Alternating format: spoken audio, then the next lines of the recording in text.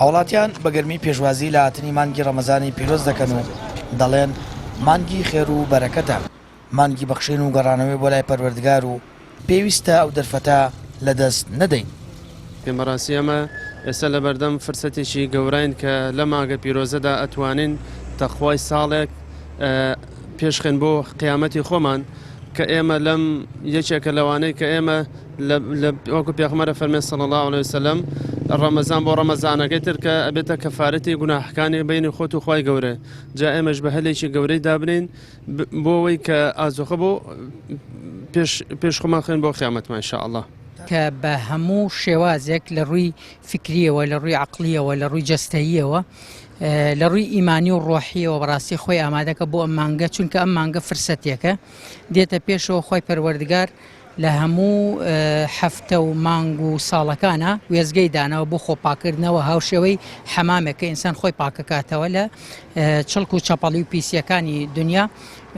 ئەم مانگەش مانگێکی خۆپاکردنەوەیە بۆ بەندەکانی خۆی پەروەردگار، بۆ گەڕانەوە بۆ لای خۆی پەروەردگار، بۆ ڕزگاربوون لە هەموو ئەو قورسایی کە ئەکەوێتە سەرشانی لە با بڵێن لە تاوان و تاوانکاریەکانی دنیا و لە هەڵەوکەم و کوڕیەکان.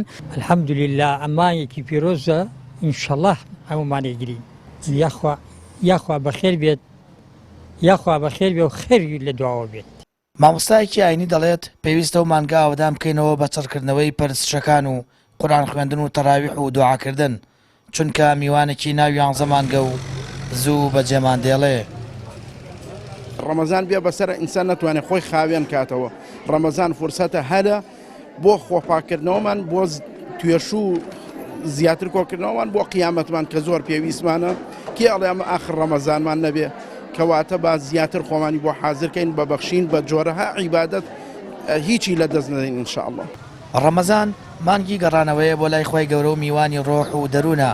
مرۆڤ پێی ئاسوودەی و وڵاتیان بە گەرموگڕی پێشوازی لێ دەکەن، بە دەرفەتێکی دەزانن بۆ لێ خۆشببوونی خوای گەورە لە بەندەکانی و هاوکات ڕەمەزان مانگی بەخشین و ئاوەدانکردنەوەی دڵ و ڕووناکردنەوەی دەروونە تاریکەکانە کە نووری قورئان بە یەکجاری دونای ڕووناکردەوە و لەم مانگە پیرۆزەدا دابەزیوە. سامان فەتاح، کەناڵی ئاسمانی پەیام، هەڵەبجە.